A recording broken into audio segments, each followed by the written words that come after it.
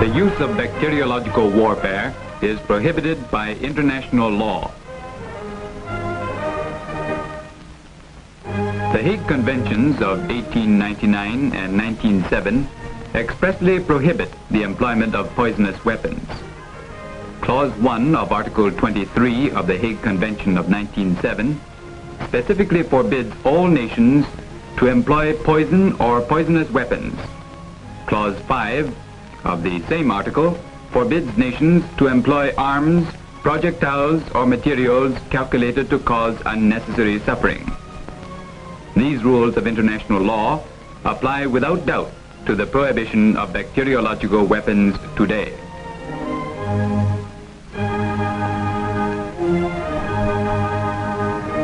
The protocol for the prohibition of the use in war of asphyxiating poisonous or other gases and of bacteriological methods of warfare, which was signed at Geneva on June 17, 1925, is still more specific in prohibiting the employment of bacteriological weapons. The protocol stipulated the high contracting parties, so far as they are not already parties to treaties prohibiting such use, accept this prohibition, agree to extend this prohibition to the use of bacteriological methods of warfare, and agree to be bound as between themselves according to the terms of the declaration. 42 countries signed this protocol. Among the big powers who signed, only the governments of the United States and Japan failed to ratify it. In 1949, the military tribunal at Khabarovsk, USSR, publicly tried 12 former members of the Japanese armed forces and convicted them of preparing and employing bacteriological weapons.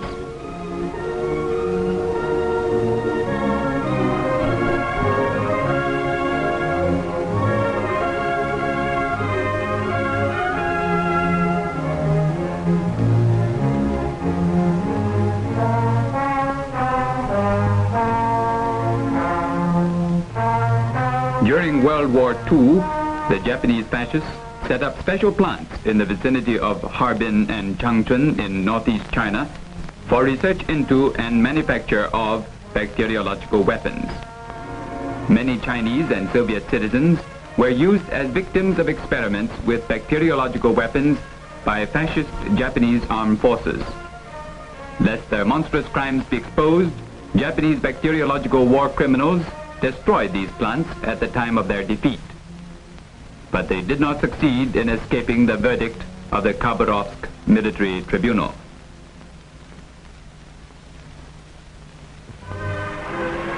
The Second World Peace Congress met in Warsaw in November 1950. At this Congress, the peoples of all countries indicated their resolve to defend world peace by acting in unison. This was their answer to the plots, hysteria, and criminal actions of the war instigators after World War II, who are again threatening the peace and security of mankind.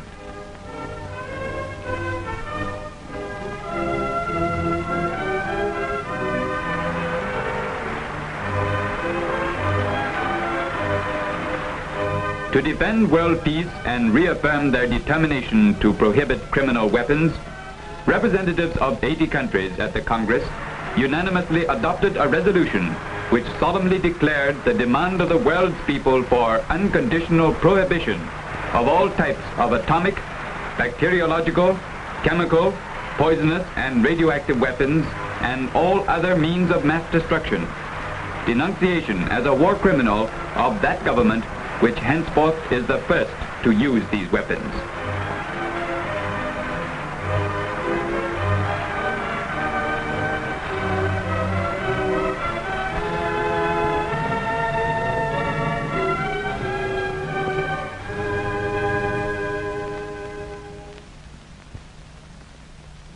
The United States government has long made preparations for conducting bacteriological warfare.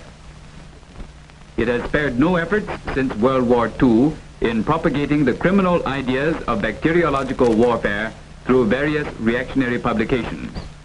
The publication Science Digest even used "Epidemics Made to Order" as a title for one of its articles, which also carried an illustration showing U.S. aircraft on the point of releasing a hypothetical germ bomb over a peaceful city. The magazine Life printed charts and diagrams depicting various types of bacteriological weapons, germs employed against human beings, livestock, and plants. Another illustration of a hypothetical character appearing in this magazine is a submarine in the process of spreading germ mist. The caption below reads, "Biological Warfare."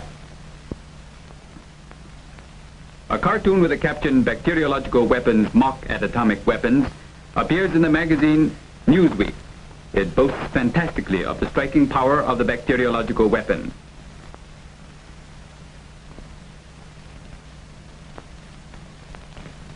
This is Theodore Rosebery, U.S. bacteriologist, who took an active part in setting up the military laboratory charged with manufacturing bacteriological weapons.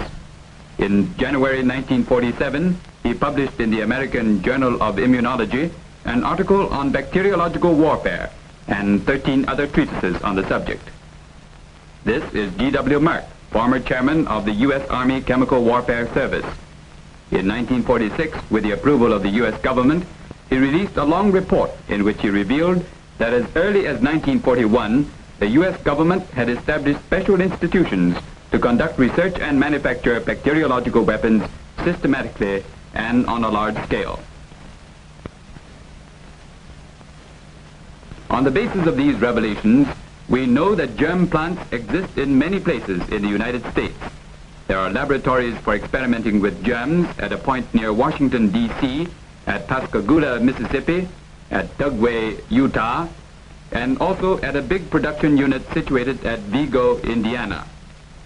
A great number of Nazi experts in bacteriological warfare and 18 Japanese bacteriological war criminals are taking an active part in such research work. Camp Detrick, near Washington, D.C., equipped with large-scale laboratories and plants, is the center of operations where the United States perfected its preparations for bacteriological warfare. During World War II, more than 3,900 people were employed at Camp Detrick. Shiro Ishii, chief Japanese bacteriological war criminal, took part in this criminal undertaking of the U.S. government. According to reports in the American Reference Journal, Facts on File for 1947, Truman withdrew the Geneva Protocol of 1925 from consideration by the U.S. Senate on April 8, 1947. In July 1949, the Soviet Union proposed that all governments which failed to ratify the Geneva Protocol should immediately do so, but mainly owing to the obstruction of the United States, the proposal was not adopted. Should it become necessary, The bacteriological weapon will be used. This is a statement made by former U.S. Secretary of Defense James Forrestal on March 12, 1949, when he boasted of an extensive U.S. plan for the waging of bacteriological warfare. The American magazine Newsweek, in its April 9, 1951 issue, reported that U.S. Landing Craft Infantry number 1091, commanded by Crawford F. Sams, Chief of the Public Health and Welfare Section under the so-called United Nations Command, steamed into Wonsan Harbor, Korea, and carried off a number of Chinese on whom experiments involving plague were performed. Later, this vessel sailed to Koji Island and carried out experiments on captured personnel of the Korean People's Army. 3,000 tests were made each day. In the January 27, 1952 issue of the U.S. Army paper Stars and Stripes, Brigadier General William E. Creasy, Chief of the U.S. Army Chemical Corps Research Command, was quoted as stating in Washington, D.C. on January 25th that germs, gas, and radioactive materials might prove to be the cheapest weapon for conquering the enemy without destruction of his economy. 5 days earlier, Brigadier General Charles E. Laux, Deputy Chief of the U.S. Army Chemical Corps Research Command, had made a similar statement. The U.S. government is producing what it calls the cheapest weapon on a mass scale. The American magazine Look, on July 29, 1952, carried an article entitled, "Must We Fear Germ Warfare?" It reveals that at least 5 U.S. government institutions are fully engaged in artificial cultivation of germs. These are the U.S. Army Chemical Section, the U.S. Public Health Administration, the U.S. Department of Agriculture, the U.S. Army Health Section, and the U.S. Navy Health Section.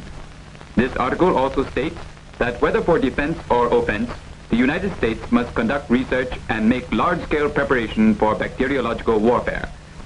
Obviously, what they call defense is only a flimsy pretext.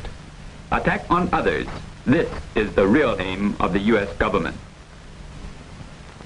On the basis of a large mass of evidence, there is every reason to believe that the United States government has long prepared, materially and psychologically, to commit the crime of bacteriological warfare, to save itself from defeat in its aggressive war against the Korean people, and to try to achieve what it could not achieve in the Korean armistice negotiations.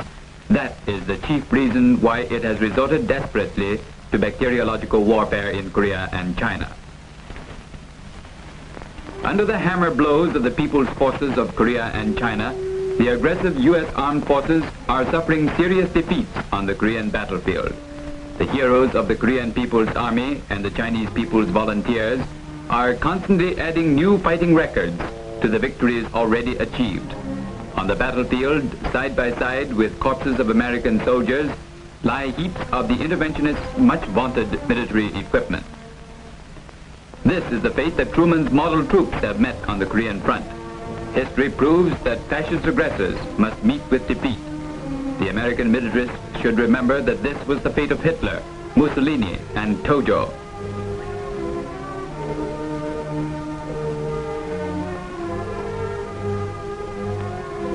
As a result of repeated fiascos, both political and military, the American interventionists were forced to enter into truce talks with us in Korea.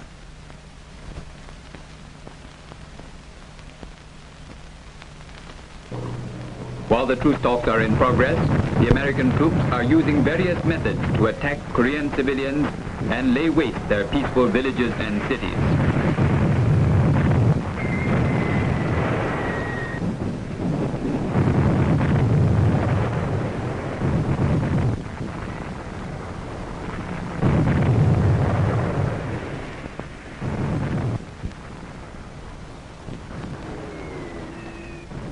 Their atrocities have become increasingly savage. Look, this is a Korean civilian seared and scarred by an American napalm bomb. The American forces are further using poison gas.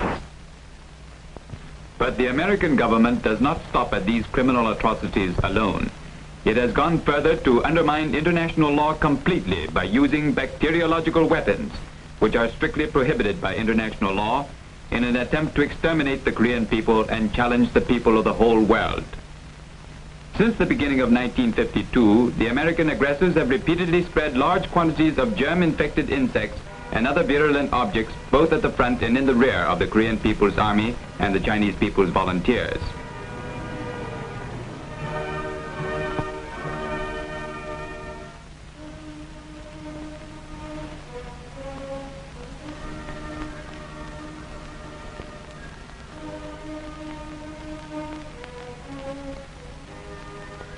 This is a germ bomb dropped by U.S. aircraft in the rear of our troops in Korea.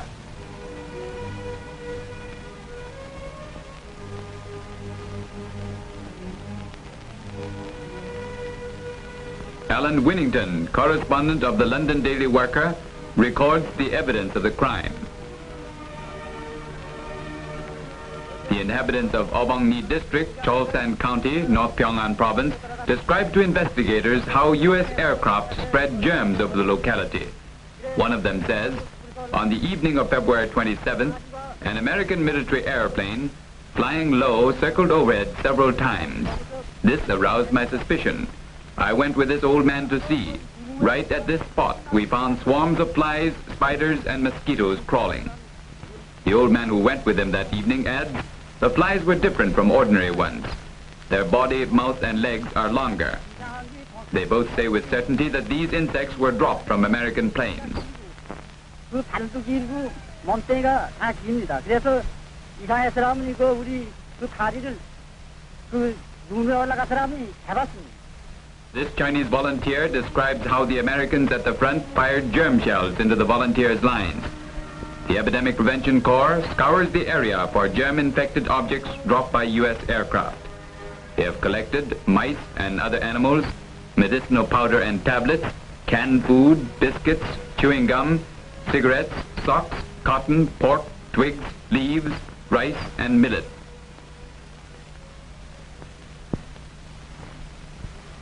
Bubonic plague broke out at Kangso County, South Pyongan Province, several days after American aircraft had dropped fleas over the locality.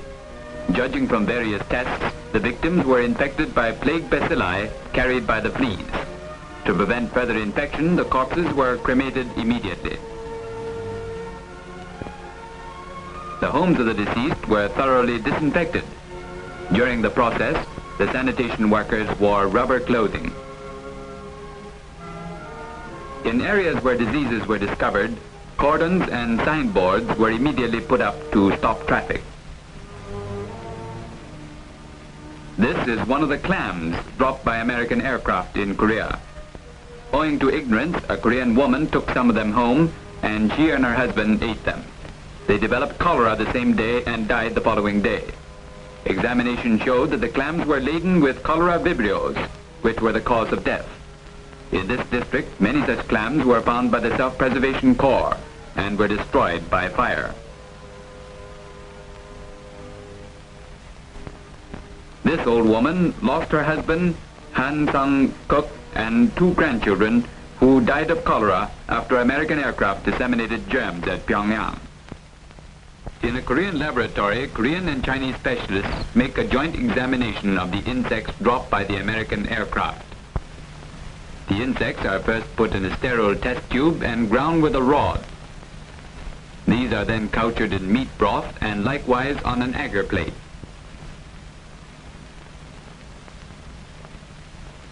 Within 24 hours, the germs multiply and a smear is made of them for staining.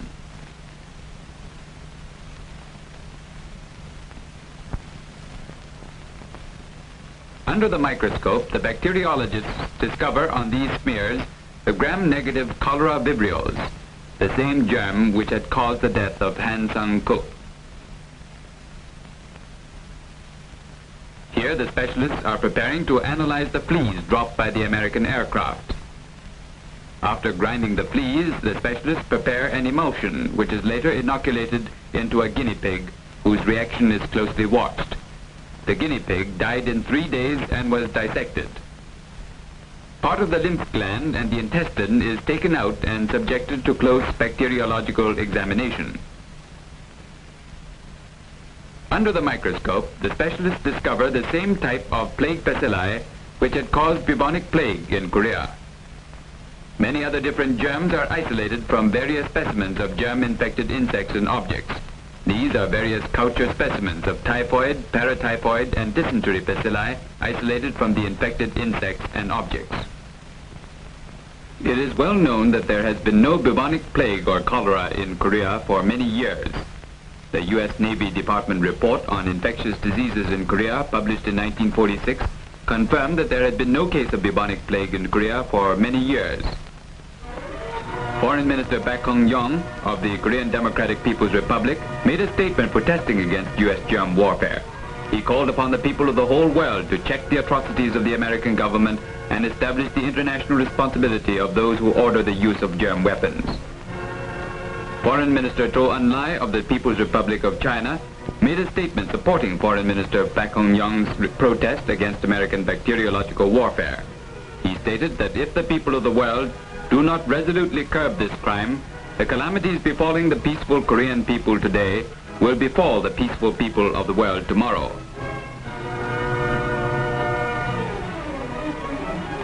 In their struggle for peace, the Korean people have endured much suffering and torture. Today, in the name of humanity, they resolutely demand that the atrocities committed by the American government be stopped. They make this demand not only for themselves, but also for the safety and peace of the whole world. I accuse, avenge my dead husband and grandson. All people cry for vengeance. They demand severe punishment for the ruthless American butchers.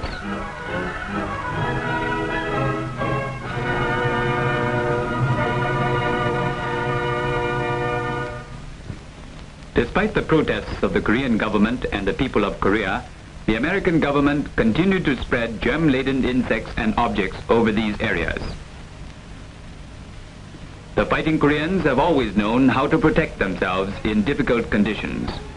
Epidemic Prevention Corps have been formed. They come from different walks of life. Under the leadership of the Korean National Emergency Epidemic Prevention Committee, the epidemic prevention committees at different levels mobilize many able workers, equipment, and a health intelligence network. They have the power to combat bacteriological warfare.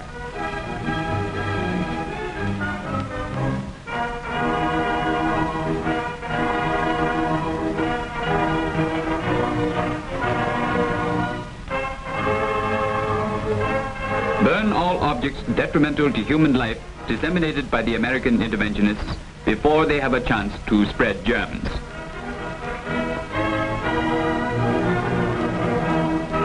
Meanwhile, epidemic prevention centers are set up at all thoroughfares to check inoculation certificates.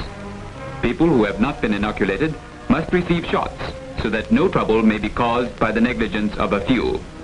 A disinfection and sanitation movement has been swiftly launched on a wide scale among the masses of the people.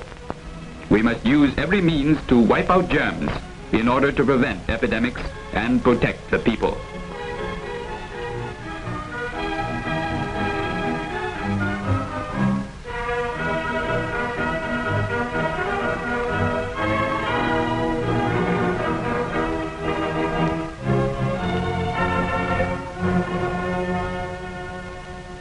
Despite the just warning of the people of China, Korea, and the whole world, American military aircraft invaded northeast China and disseminated bacteria.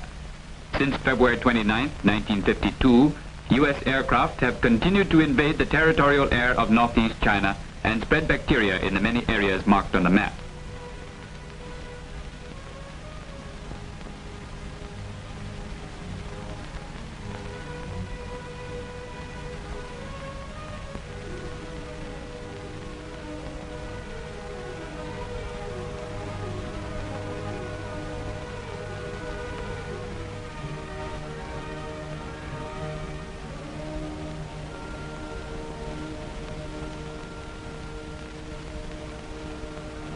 Ling Fung, Vice Chairman of the Northeast People's Government, and other leaders hurry to make an on-the-spot investigation.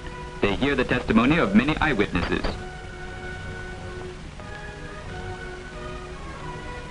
Swarms of flies were found in a dazed condition at 10 degrees below 0 centigrade, obviously an abnormal phenomenon. A local inhabitant reports to a member of the Epidemic Prevention Corps. He says, About noon on March the 4th, 6 American planes flew over in this direction, dropping 2 containers which burst in the air about 20 or 30 feet above the ground. We ran over to see and discovered a great number of beetles crawling on the ground. We thought this must be bacteriological warfare used by the Americans to kill us. Another villager says, in such cold weather there are normally no such insects. A US-made 4-compartment germ bomb was found in another peaceful village.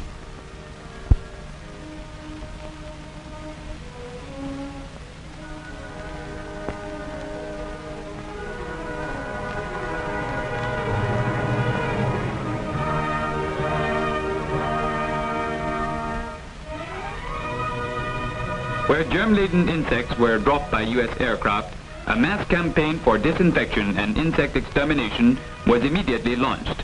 The infected objects spread by the American forces must be thoroughly destroyed.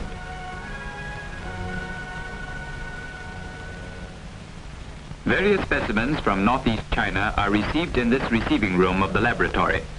These sterilized samples are sent to the entomological laboratory for identification. Here, many eminent specialists are making tests for identification.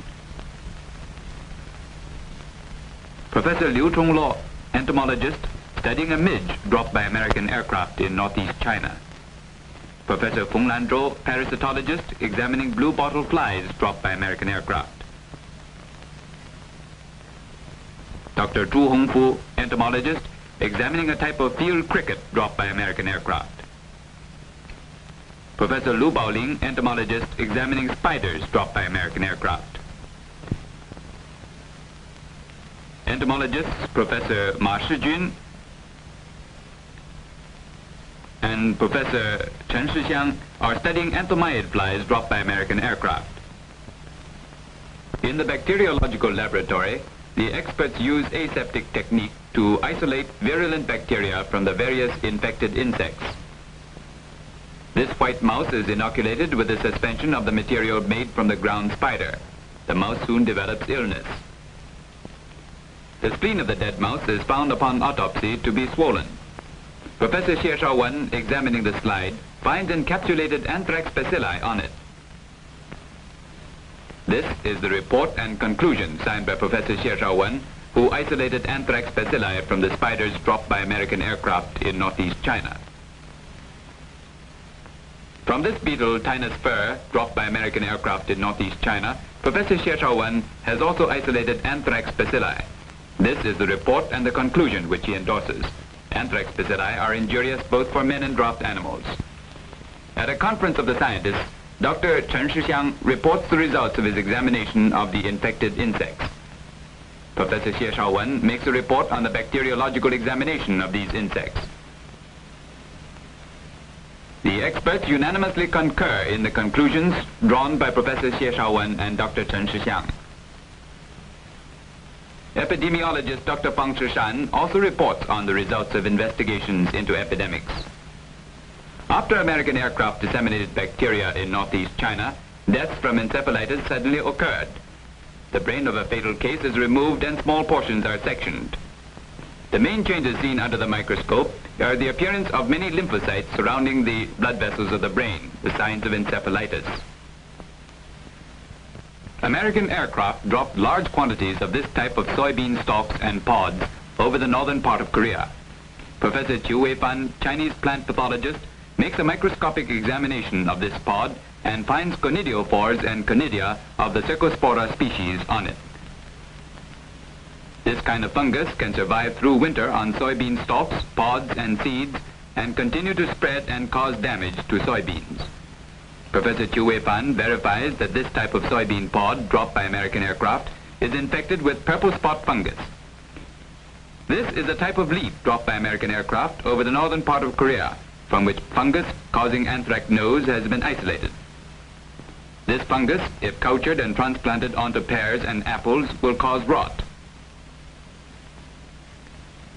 This fungus can also damage cotton seedlings by causing the growth of lesions on cotyledons and hypocotyls and roots until the seedlings wither and die. They also attack cotton bolls.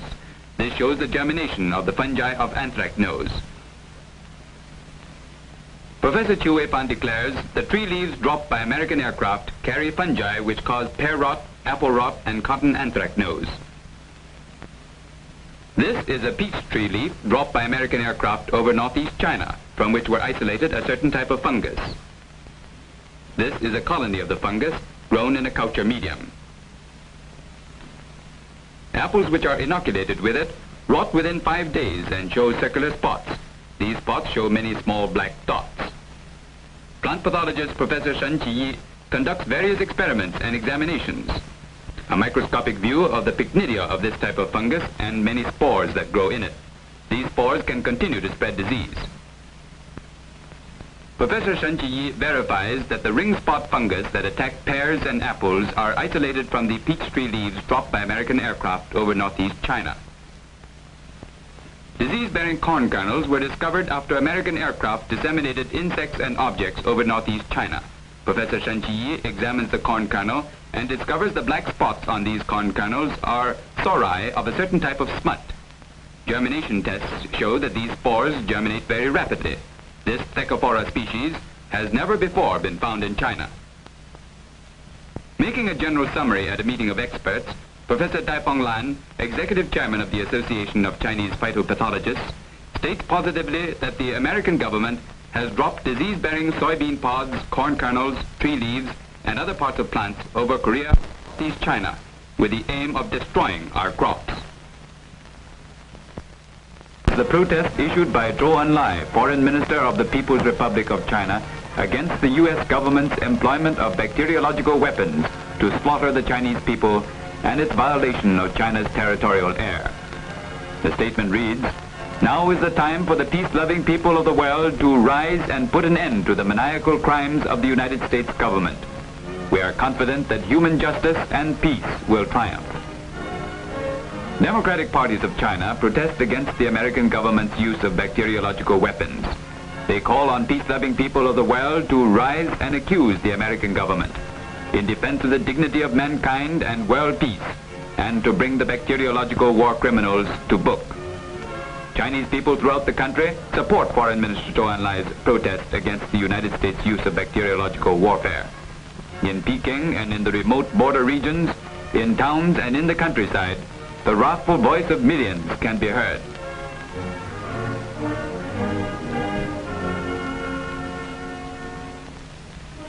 But instead of giving up bacteriological warfare, the United States government has daily intensified its criminal activities. From February 29th to April the 20th, American aircraft in a total of 336 sorties intruded into northeast China and continued to disseminate bacteria over these areas. However, no destructive force could prevail over the broad masses of the Chinese people. Epidemic prevention teams were mobilized and moved into action immediately. We shall answer the vicious challenge of the United States government by action and resolutely smash bacteriological warfare.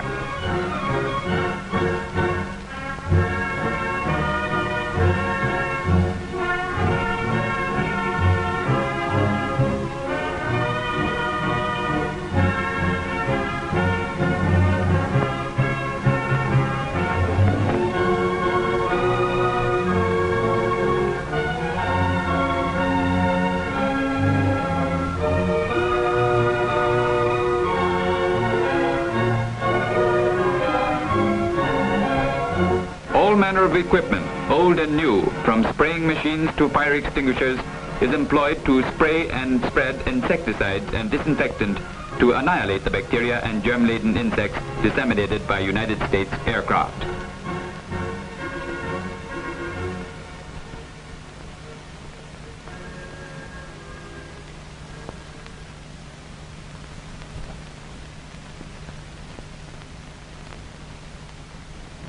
The United States government is naturally much interested in the criminal results of its bacterial war.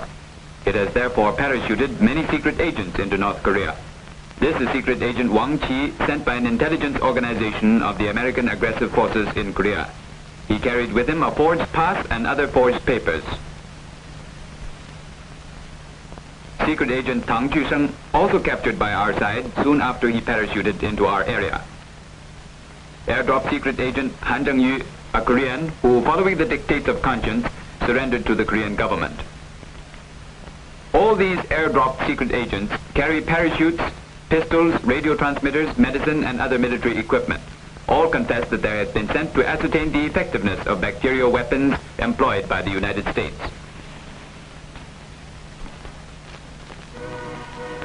The Commission of the International Association of Democratic Lawyers conducts on-the-spot investigations in Korea and Northeast China.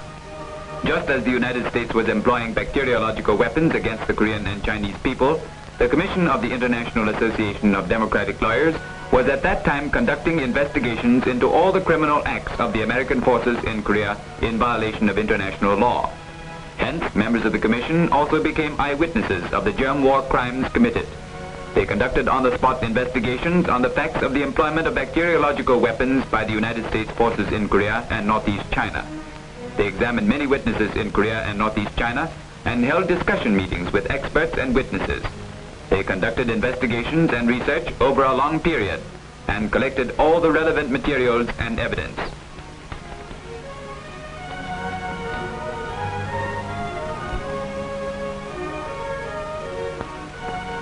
After the Commission completed its investigations, it issued a detailed report accusing the United States of criminal acts in Korea in violation of international law and proving that the United States aircraft dropped insects carrying germs of contagious disease and that many of the bacteria-laden insects found in China are similar to those found in Korea.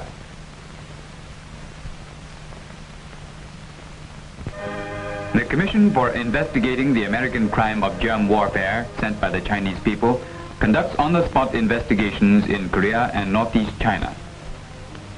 To make a thorough investigation into the American forces' criminal acts of germ warfare in Korea and Northeast China, the Chinese people dispatched their own commission to Korea and Northeast China to conduct on-the-spot investigations. Members of the commission include experts in the various branches of the natural sciences, experts in international law, and representatives of people's organizations, literary and art workers, and journalists. This is part of the commission conducting on-the-spot investigations in Korea.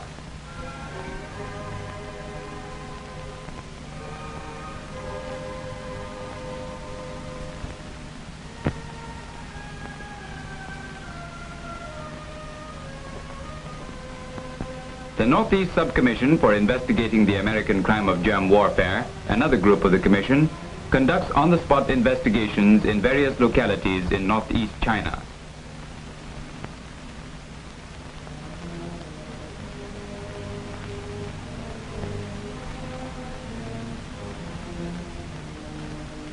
Pao Li Jun, a primary school student, tells how U.S. germ warfare killed her little sister.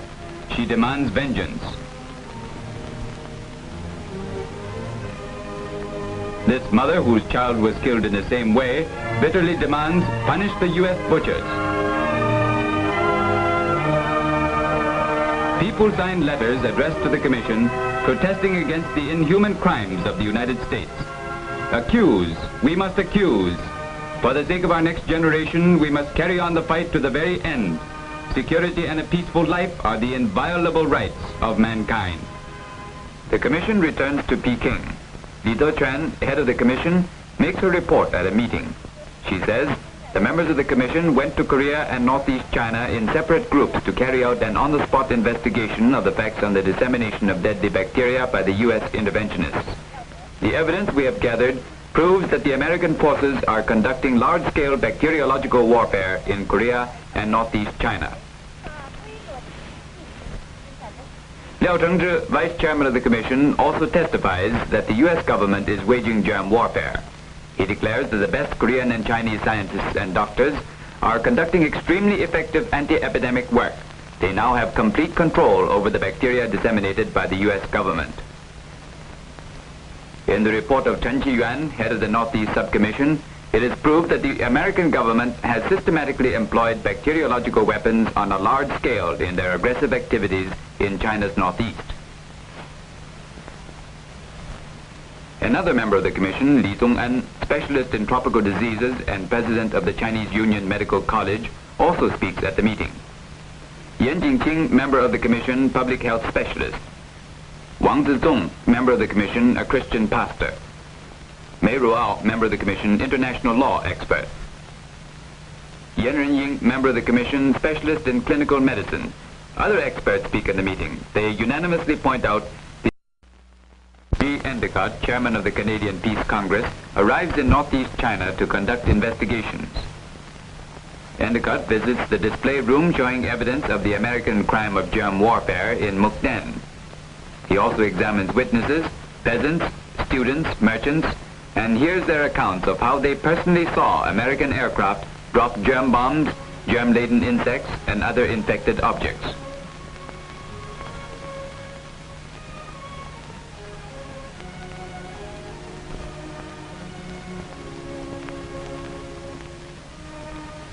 Endicott says he is deeply impressed by the Chinese people's resolute will to struggle against germ warfare. Every honest person who has a sense of justice cannot but be shocked by the barbarous deeds of the U.S. government. At a press conference, Endicott states, I came to the Northeast and interviewed the public health authorities and people of all walks of life. I have seen all kinds of incriminating evidence of American germ warfare. After seeing all this evidence, I know that the American government has carried out large-scale germ warfare on the Chinese mainland.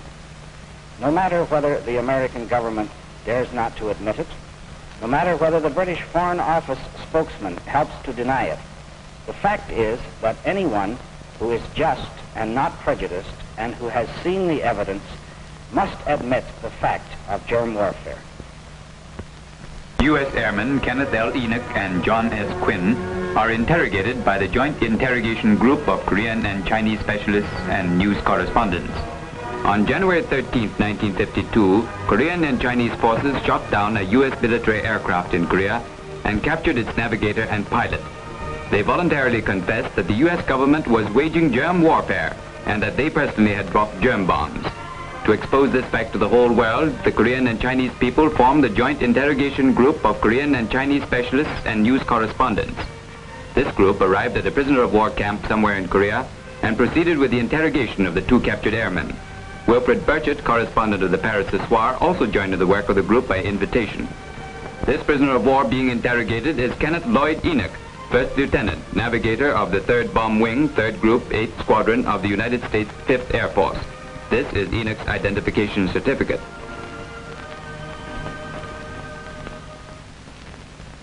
During the interrogation, the correspondents and specialists, deeply aware of their responsibility to mankind and to principles of human justice, gravely go about their work of interrogating Enoch with systematic thoroughness. They recognize the importance of this evidence on the United States government's crime of germ warfare, because the testimony comes from none other than the very flyers of the U.S. Air Force who themselves dropped the germ bombs. The second prisoner of war being interrogated is John Silas Quinn, First Lieutenant Pilot of the 3rd Bomb Wing, 3rd Group, 8th Squadron of the U.S. 5th Air Force. This is Quinn's identification certificate. Quinn also gives a factual account of how he dropped bacteriological bombs over Korea. This testimony has been carefully recorded to be made known to the whole world. Urged by their own conscience, Enoch and Quinn made voluntary confessions of their part in American bacteriological warfare and told what they knew about it. The depositions are in their handwriting and signed with their names. Yves Farge, president of the French National Peace Committee, talks with captured U.S. airmen in Korea. In the presence of this just and upright man, Quinn, captured U.S. airman, said, I am a Catholic. When I became convinced that my testimony would benefit the people of the United States as well as the rest of the world, that I am not testifying against the people of the United States, but only against a handful of insane people who call themselves Americans, I voluntarily admitted my part in germ warfare and what I knew about it. My conscience demanded that I speak out. At no time have I been treated in any way but kindly.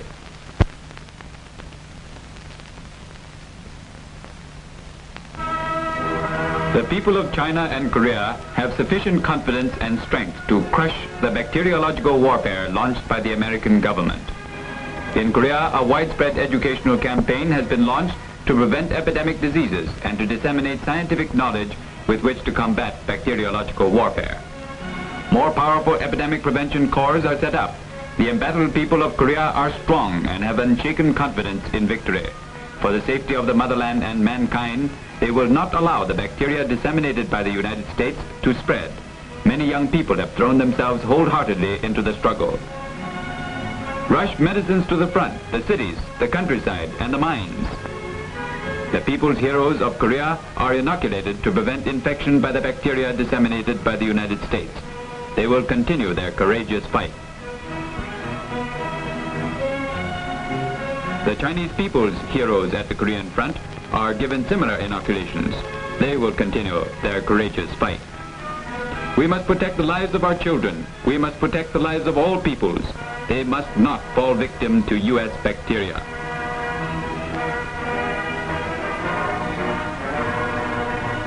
Nor will the American prisoners of war be infected by bacteria.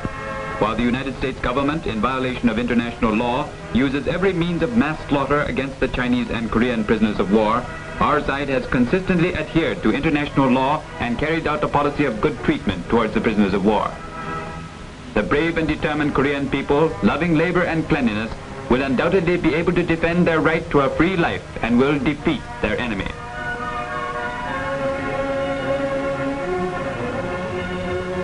In order that our children may enjoy a beautiful and happy life, we must use every means to defeat U.S. germ warfare. The heroic Korean people, under the leadership of General Kim Il-sung, fighting side by side with the Chinese people's volunteers, will resolutely crush U.S. bacteriological warfare. Chinese medical and health workers in all parts of the country have mobilized to combat U.S. bacteriological warfare. They are inspired with the spirit of patriotism and internationalism. They demand enthusiastically to participate in the struggle against bacteriological warfare. Scientists who honor the name of Pasteur, the bacteriologist who served mankind, and who despise the bacteriological war criminals of America, have taken action. In order to defend the dignity of science and world peace, they resolutely demand to participate in the fight against bacteriological warfare.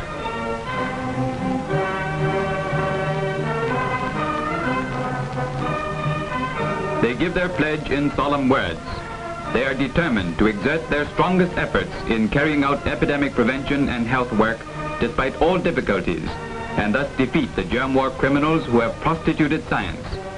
They transform their indignation into strength and organize this great strength. They pledge to be faithful children of the motherland and fight to the end for the security of their people and the victory of world peace.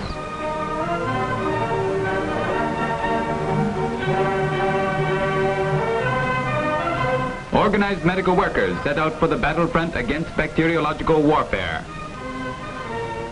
Under the leadership of the People's Government, the determined and well-equipped Epidemic Prevention Corps will undoubtedly succeed in defending their own people and all mankind and crushing the sinister threat of the U.S. government.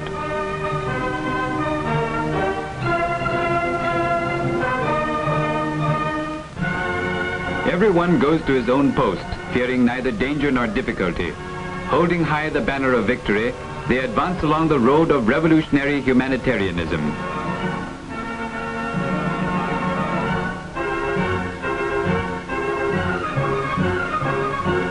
These epidemic prevention units are continually being reinforced, thus strengthening our defense against bacteriological warfare.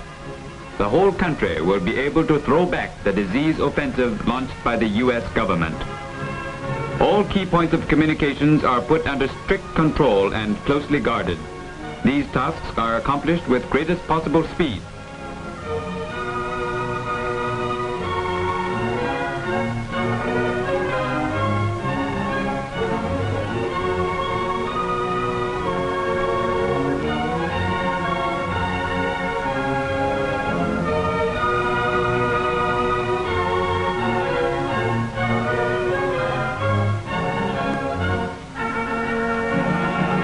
In some areas where U.S. forces dropped infected insects and objects, airplanes equipped with spraying apparatus are called in to supplement the prevention work on the ground.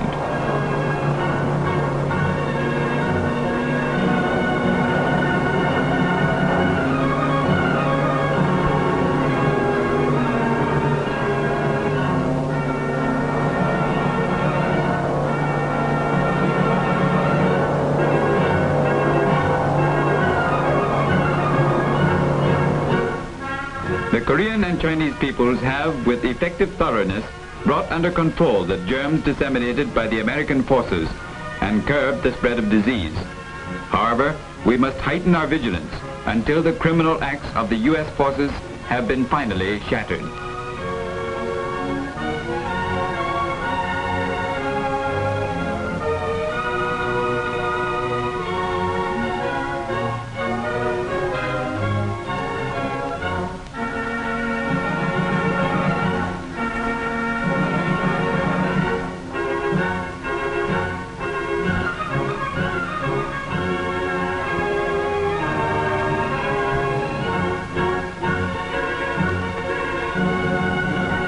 In response to the call of the people's government and under its leadership, all forces have been mobilized to launch a nationwide campaign of cleaning and sanitation.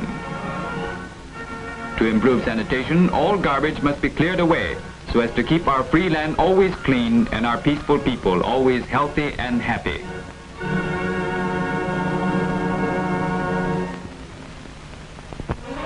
Indignation mounted swiftly both in Korea and China against the bacteriological warfare waged by the American government.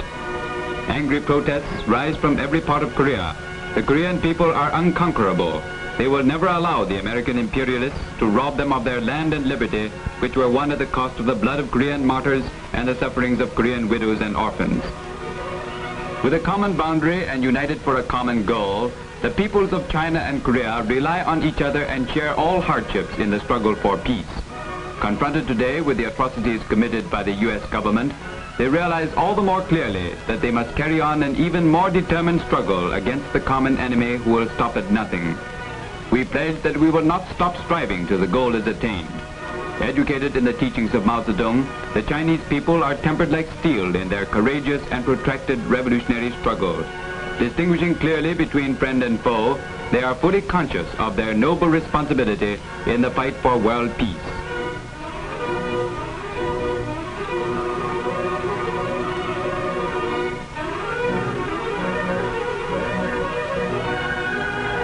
Fired with wrath, the Chinese people will stand shoulder to shoulder with the peace-loving people of the world to deal smashing blows at the U.S. bacteriological war criminals.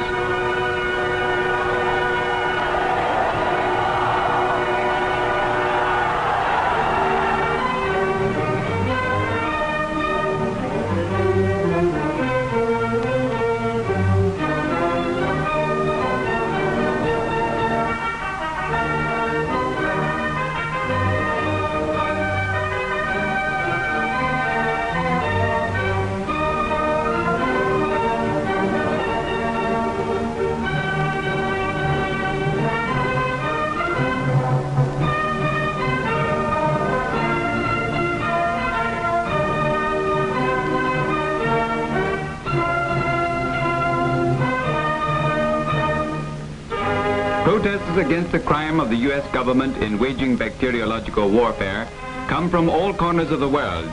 In Czechoslovakia, Hungary, Bulgaria, Poland, the Soviet Union, and other countries, the people hold mass demonstrations or protest meetings to oppose U.S. bacteriological warfare.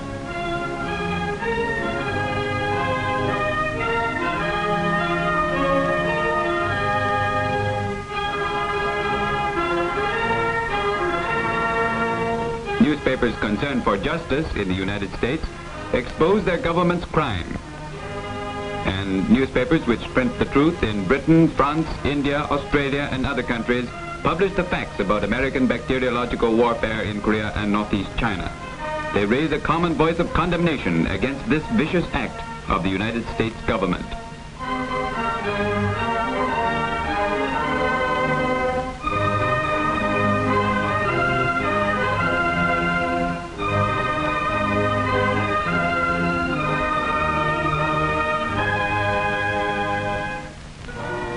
In response to the call of the World Peace Council, scientists of various countries formed the International Scientific Commission and came to China and Korea to make on-the-spot investigations. The International Scientific Commission arrived in Peking on June 21st. Its members are all world-famous and impartial authorities from the scientific circles of various countries. The Chinese people give a warm welcome to the members of the Commission who have come to make objective and strict observations on the spot. The first to step off the plane is Dr. Andrea Andrean, Director of the Central Clinical Laboratory of the Hospitals Board of the City of Stockholm. The second is Dr. N.N. Zhukov-Berezhnikov, Academician and Vice President of the Soviet Academy of Medicine. Next comes Professor Jean Malter, Director of the Laboratory of Animal Physiology of the National College of Agriculture, Grignon, France. This is Dr. Oliviero Olivo of Italy, Professor of Human Anatomy in the Faculty of Medicine of the University of Bologna. The last is Dr. Joseph Needham of the United Kingdom, Fellow of the Royal Society, Radio and Biochemistry of the University of Cambridge. Dr. and Mrs. Samuel B. Pessoa come from Brazil.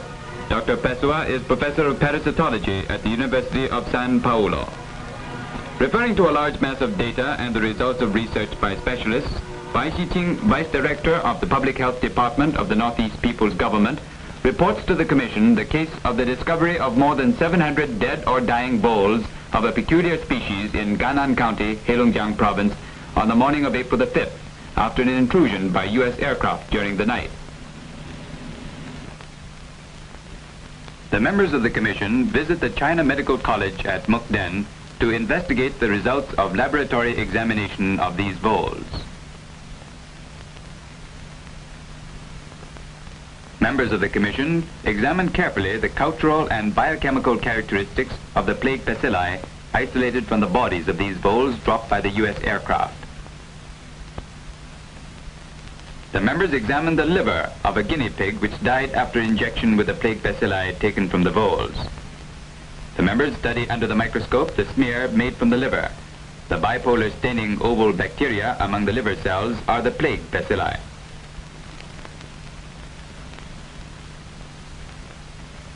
Members of the Commission checked the results of the various experiments. They unanimously confirmed that the voles dropped by U.S. aircraft were infected with plague bacilli. Here is an exhibition of voles which naturally inhabit the Northeast, along with those dropped by U.S. aircraft at Gannan. Here are two voles dropped by the U.S. aircraft at Gannan. Their tails are shorter and there are other differences from those indigenous to the Northeast.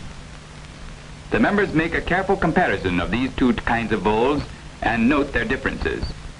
It is well known that voles are not frequenters of human habitations. Normally, in Northeast China, they only make their appearance in the fields after May. Furthermore, there has never been a case of plague in the district of Gannan.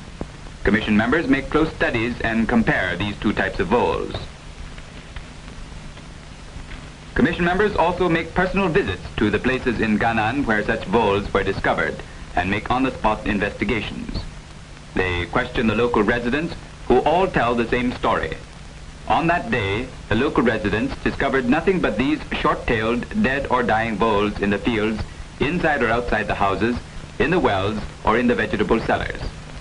The members examined these places very closely, carefully considering all possibilities as to where the voles might have come from.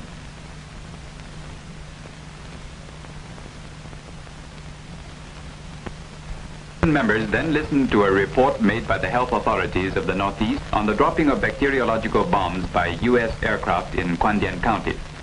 Many local residents are invited to testify.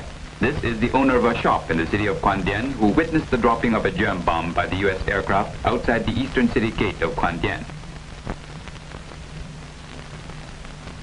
This is a student of the Quandian Middle School who later discovered that bomb together with many feathers, black flies, and spiders in the vicinity of the bomb crater. Commission members listened to a report made by Professor Zhang Naicu, bacteriologist, on the isolation of anthrax bacilli from the feathers. Dr. Xin Jun, bacteriologist, tells the Commission that anthrax bacilli were also isolated from the anthomyid flies and wolf spiders.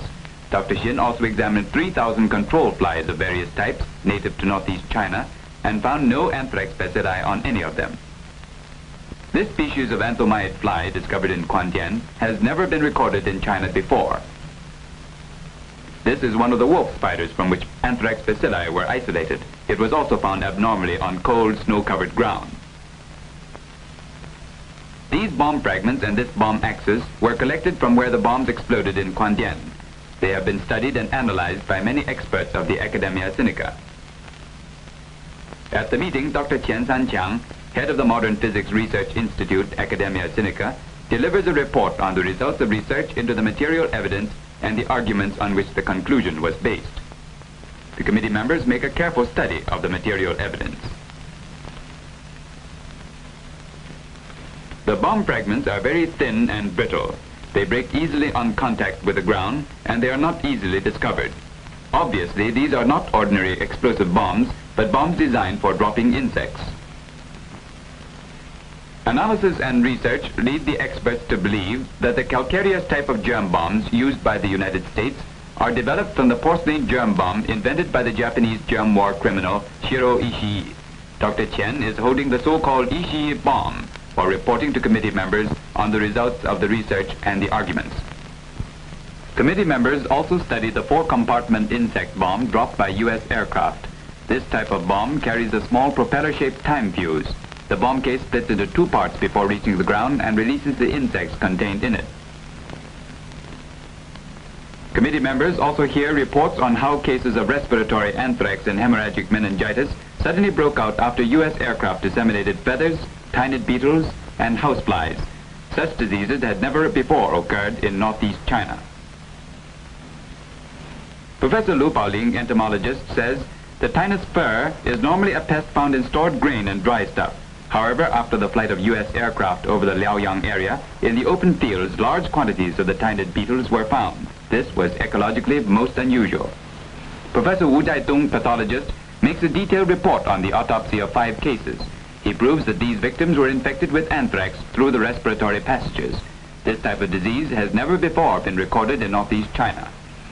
Commission members carefully examined the pathological specimen made by Professor Wu Jiadong. This is the lung of the deceased Wang Ziping.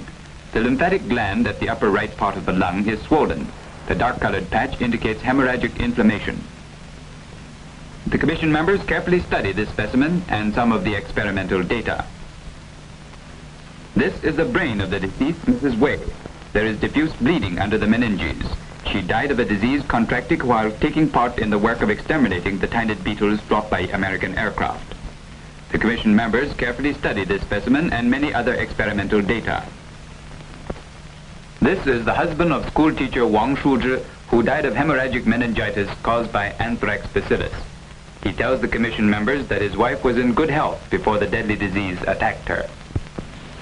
Professor Zheng Geng, veterinary bacteriologist, says the biological, biochemical, and morphological characteristics of the anthrax bacilli isolated from the beetle tinus fur, houseflies, anthomiid flies, spiders, and feathers dropped by American aircraft, and those isolated from the fatal cases are identical. This is most unusual. The commission members visit the bacteriological laboratory of the Mukden Epidemic Prevention Station to conduct an examination into the problem of anthrax. This is a microscopic view of the surface of the colony of anthrax bacilli as observed by committee members. The smear made from the abdominal cavity of a guinea pig shows encapsulated anthrax bacilli as observed by commission members. The commission members watch Professor Zheng Geng perform an autopsy on a dead guinea pig inoculated with anthrax bacilli isolated from the fatal cases.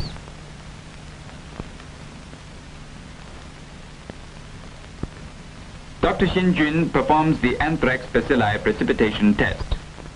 The commission members check the results of the various tests once more and unanimously come to the conclusion that the bacteria isolated from the insects and feathers dropped by American aircraft and those isolated from the tissue of the dead bodies are the same, anthrax bacilli.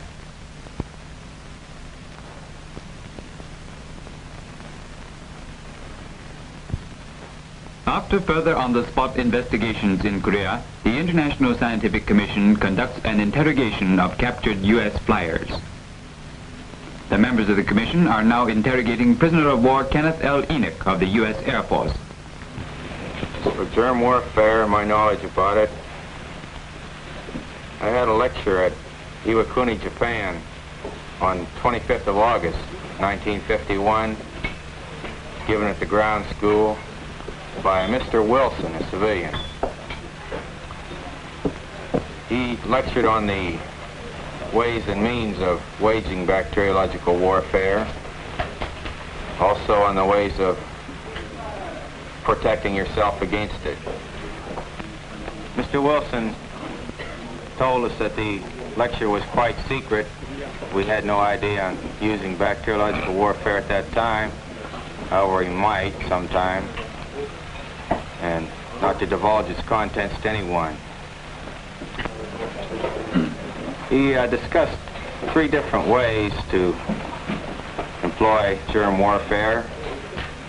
Firstly, by dropping the germs by themselves, or secondly, by dropping germs with insects, or thirdly, by dropping animals to carry the germs and the insects. They should be employed at low airspeeds and low altitudes to avoid damage to the insects. I'd say, as I recall, 200 miles per hour and 500 feet altitude was the altitude and airspeed that we employed. On the details of what happened after he returned from a germ war mission, Enoch says, At debriefing, we reported to the enlisted man from intelligence that we had dropped 2 500-pound duds, which were actually the germ bombs, at Gwangju, and we reported the 8 good 500-pound bombs on the railway and highway north of Gwangju. This is for secrecy, of course, to keep unauthorized personnel and intelligence and on the crew from knowing the true portent of the mission. On the 10th of January, I was again scheduled in the same aircraft with the same crew, same mission and same time. It was 0300 takeoff on the 11th of January, 1952. the Commission now interrogates the captured U.S. airman Paul R. Niss. Niss is a first lieutenant, pilot of the 12th Fighter Bomber Squadron, 18th Fighter Bomber Group of the U.S. Air Force. Describing the conduct of bacteriological warfare by the U.S. Air Force, he says, I had a total of 26 missions when I was shot down. I was shot down on my 27th mission, the 31st of May, 1952, near Namsi, that is close to Sinanju. One other thing that I forgot to mention on the germ bombs that we could tell them they were germ bombs from an ordinary bomb was the loading time. The germ bombs were loaded 15 minutes before our mission, while ordinarily our aircraft were loaded 2 hours or more before a mission. My germ mission took place on the 27th of March, 1952, and it was a VT germ mission. 27th March, yes, 1952. As I said, at 6:45, I went out to my airplane to check it over. As I was out there, I noticed the men loading the bombs on it. And they were in the uniforms as he had described them to us, in the white fatigues, the mask, and the gloves. These men took the bombs out of this closed truck and loaded them by hand. Normally, they've got a jack that they jack them up with. These bombs were loaded by hand. Niss describes his feelings after dropping the germ bombs. After the debriefing with Captain McLaughlin, we went to our shower room and took a shower.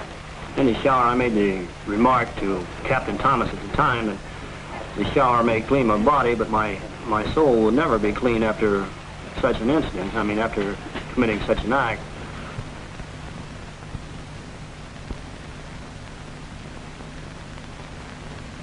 Appearing before the Commission now is U.S. Air Force flyer Floyd Bryant O'Neill.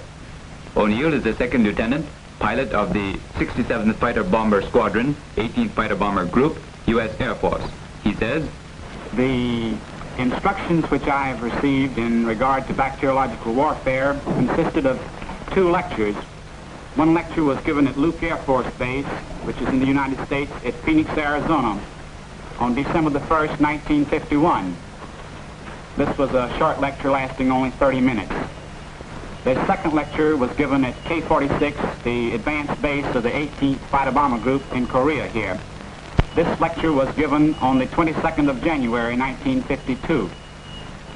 This lecture was much more complete on the bacteriological weapons which we would be using This lecture lasted for approximately 2 hours.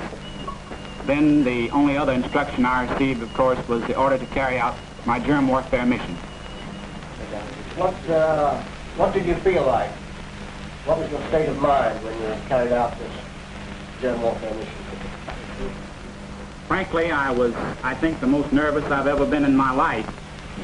I also felt like it was rather a funeral rather than a usual mission. I know I was wondering myself why on earth we were using this terrible weapon in Korea, even while the peace talks were going on at Kaesong, when the war was practically stopped. O'Neill is deeply moved as he talks about his past participation in germ warfare and his own future. He says, When I think of my future, when I think of someday, though I'm not married yet, I intend to be, when my son asks me what I did in Korea, how can I tell him that I came over here and dropped germ bombs on people, destroying and bringing death and destruction?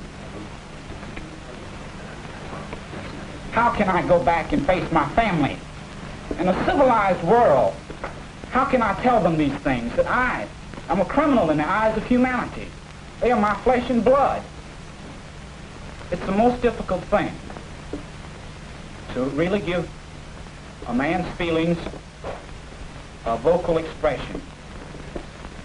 I can't try. I can only tell you somewhat of how I feel.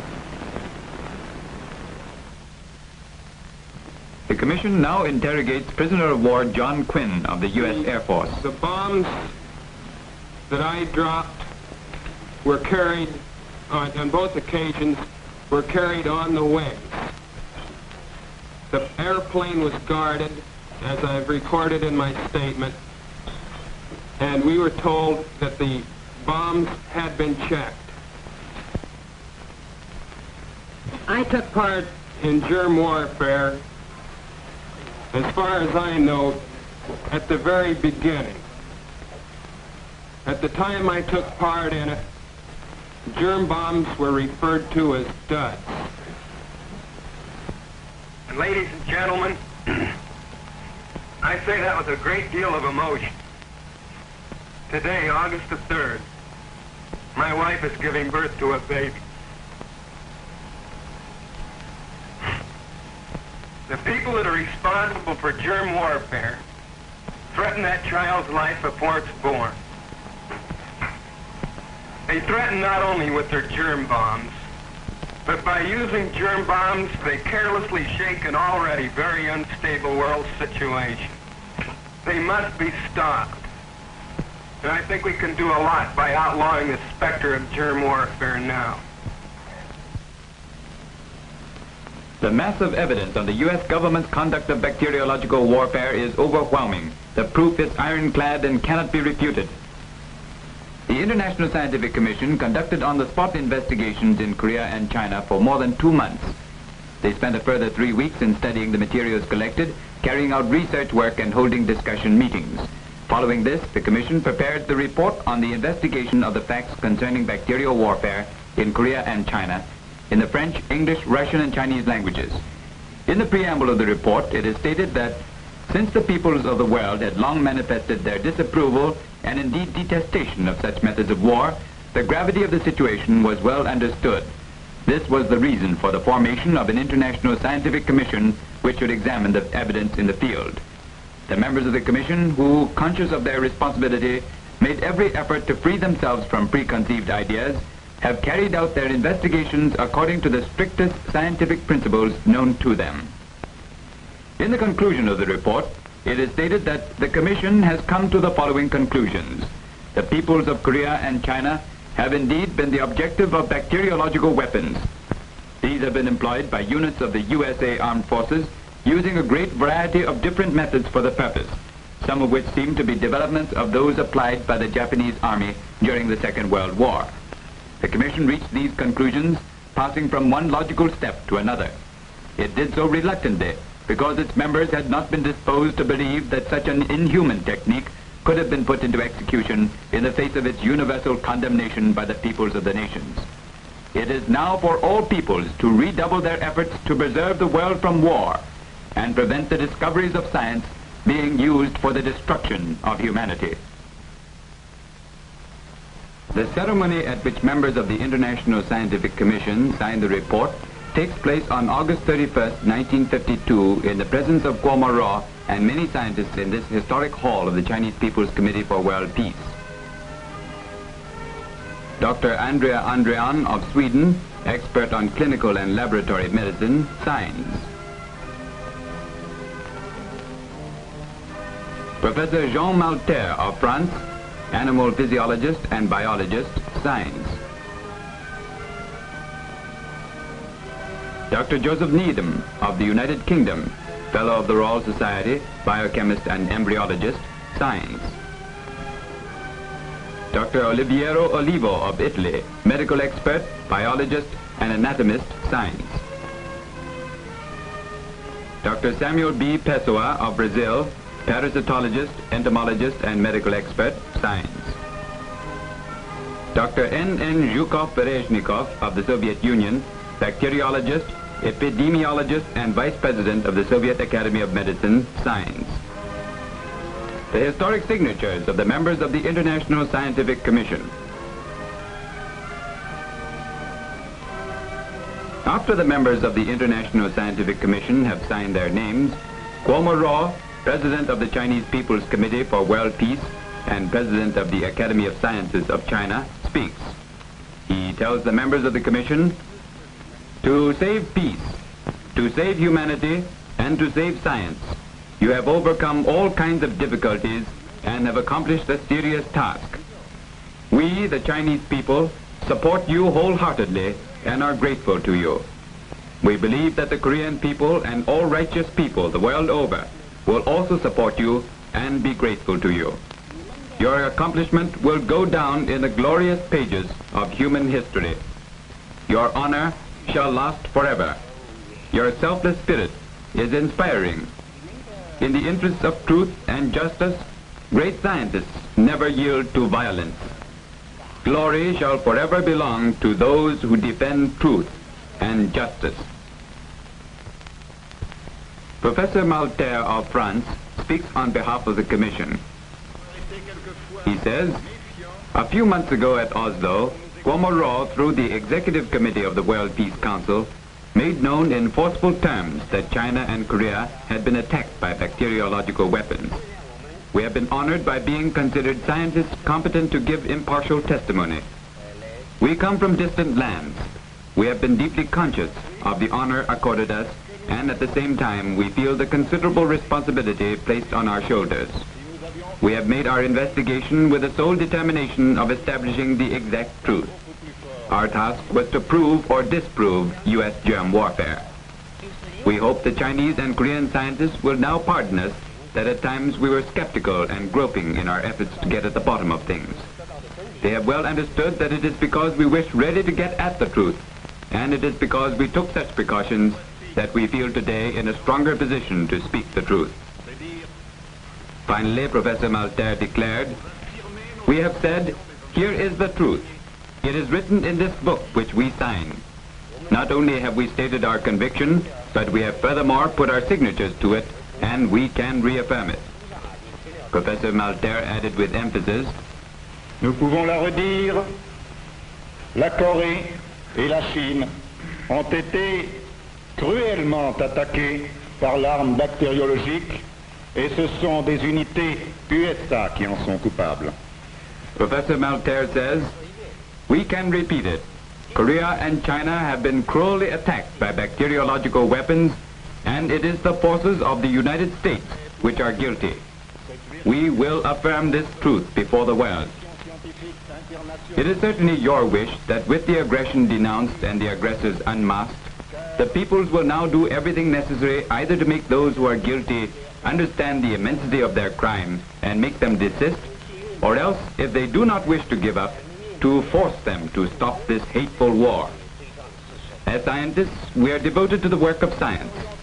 When you ask if bacteriological war has happened or not, we have, alas, to confirm that it has happened. We have put this in writing, and we give this affirmation to the peoples who will do the rest. We count on them to do the rest. From the moment that people know the contents of this report, from that moment it carries the hope that the people will do what is necessary in order to curb the crime. Let us recall the appeal against bacteriological warfare which the World Peace Council Executive Bureau addressed on April the 1st, 1952 to men and women of the world. We call on all peoples of the world to press their governments with the aim of securing that this International Convention of June 17, 1925, forbidding the use of asphyxiating gases and bacteriological weapons, be signed, ratified, and observed by every state without exception. We call upon them likewise to act decisively to secure that those guilty of employing this most cowardly and monstrous of all weapons be brought as war criminals before a competent tribunal. Humanity must rise to defend itself against bacteriological warfare. Humanity must rise to defend itself against bacteriological warfare. Humanity must rise to defend itself against bacteriological warfare. Peace, all for peace. Peace must be saved. Peace will certainly triumph.